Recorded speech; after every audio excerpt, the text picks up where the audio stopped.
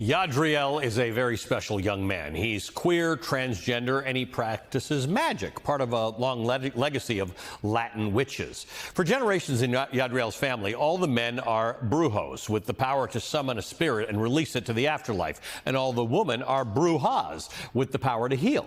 Yadriel is desperate to prove himself as a man, as a brujo, so he comes up with a plan to summon a spirit all on his own. But when Yadriel accidentally summons the wrong spirit, the spirit of hot-tempered Julian from his class, the two of them set out to discover who killed Julian and why.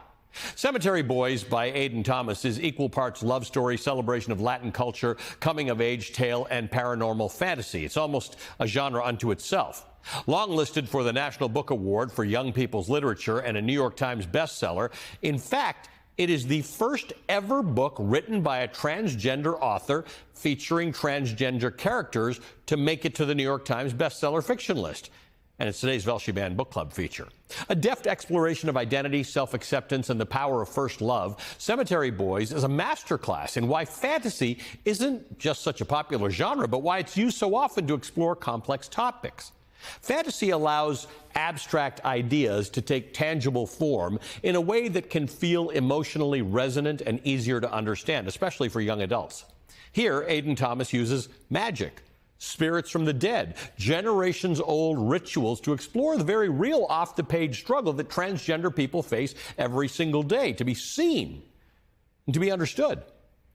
Perhaps the most nuanced and emotional moments in Cemetery Boys are between Yadriel and his family as they struggle to accept and understand Yadriel's identity as a transgender young man.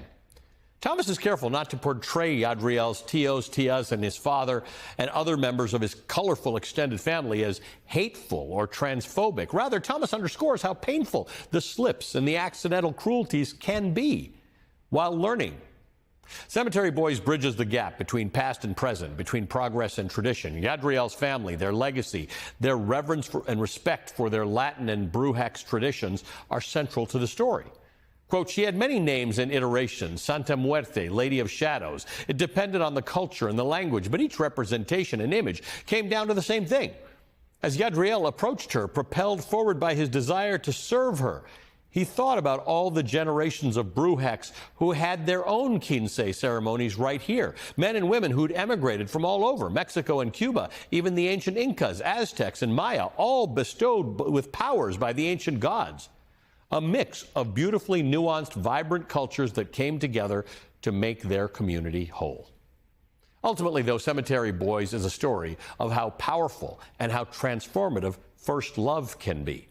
Julian and Yadriel are our ultimate star-crossed lovers, separated by circumstance, by flesh, and by death. They fall in love slowly, their feelings and their connection growing as they discover the truth and the truth of who one another is. It's one of the most heartwarming examples of true love and true acceptance that I've read in a long time. Despite the accolades, despite the awards, the short lists and the long lists, and despite the careful prose, the delicately drawn characters and the rich world Thomas has created, Cemetery Boys has been frequently challenged because, no surprise here, it centers on a transgender character and it's written by a transgender author. To not open Cemetery Boys for that reason is to miss out on a dynamic, empathetic, joyful, and moving story that will leave you changed, as if touched by magic. So right after a quick break, I'll be joined by the author of Cemetery Boys, Aidan Thomas. Today's meeting of the Velshi Band Book Club is officially underway. I'm joined by Aidan Thomas, the author of multiple books, including today's Velshi Band Book Club feature, a New York Times bestseller, long-listed for the National Book Award for Young People's Literature, Cemetery Boys. Aidan, welcome to the show. Thank you for being with us.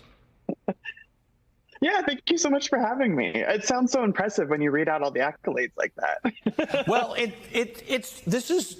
is impressive, first of all. Congratulations. But it's complex, right? There's a lot to tell. It's not really a casual story that I can just sort of drop a few things about. One has to sort of understand what some of this is about. So let's get into it. Without giving anything away, I want to start with a passage from the prologue of Cemetery Boys. In this passage, Yadriel's father is addressing the community of young Brujex. That's the gender-neutral term for brujos and brujas, or Latin witches. He says, quote, I failed my son, Yadriel, as both a father father and a leader, he told the crowd. Yadriel held his breath, frozen in place by his dad's sincerity and candor. There were murmurs in the crowd behind him, but Enrique continued. He tried to tell me who he was, but I didn't listen. I didn't understand.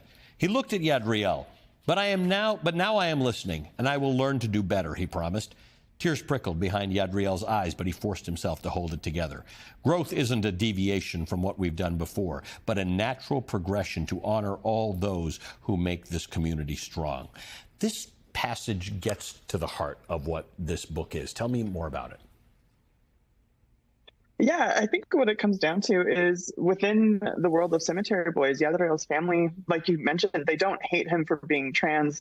Much more often within marginalized communities is that they don't understand what it means to be trans. And when you're in a community where your language is gendered, that makes it even more difficult.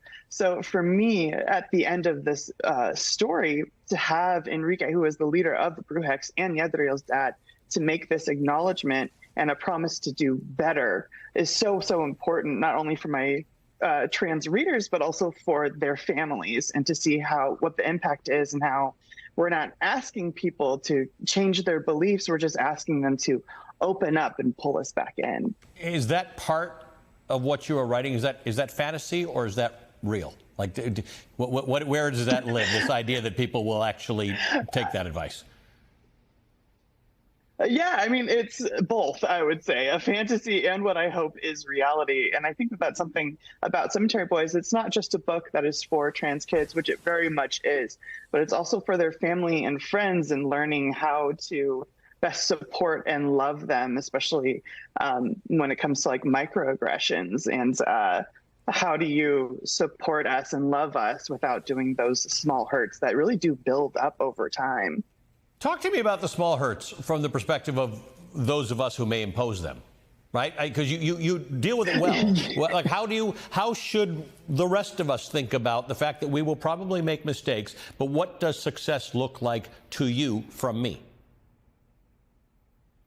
Success to me, what that looks like is that you are taking my lead first and foremost, especially for younger trans folks when they're still trying to figure out their identity, what kind of pronouns they want to use, and how comfortable they are with that in public versus private. That's a really big thing, respecting those boundaries and what they communicate to you.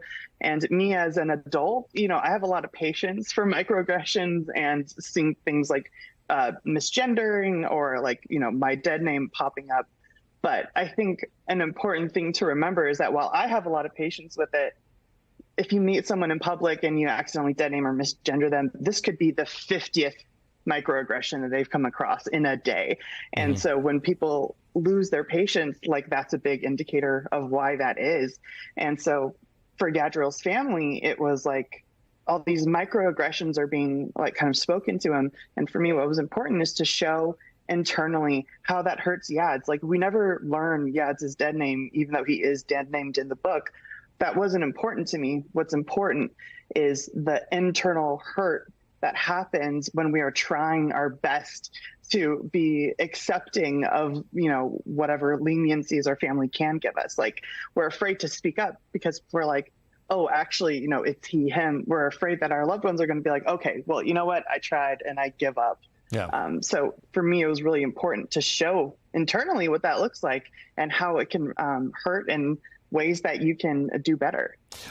Was fantasy always going to be the way you were going to write this book, or does fantasy help in achieving understanding of things that are abstract to some people?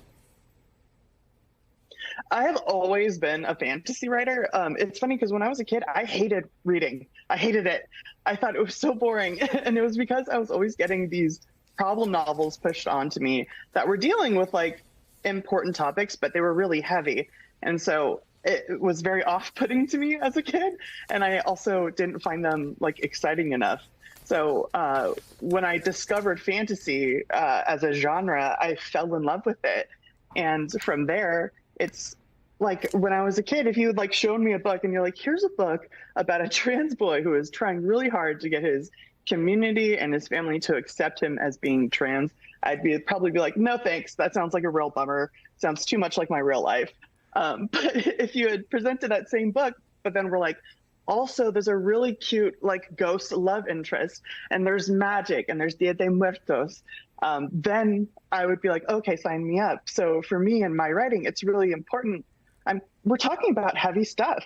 Yep. We're talking about what it's like to be queer and trans and Latina in our current political climate. But I'm always going to ease it a little bit with the use of magic and mystery and also mayhem, because my characters are very chaotic. I love it. Thank you for being with us. We could talk for so much longer. Thank you for a remarkable book. And thank you to our newest member of the Velshi Band Book Club, Aiden Thomas, who is the author of Cemetery Boys, now out in paperback.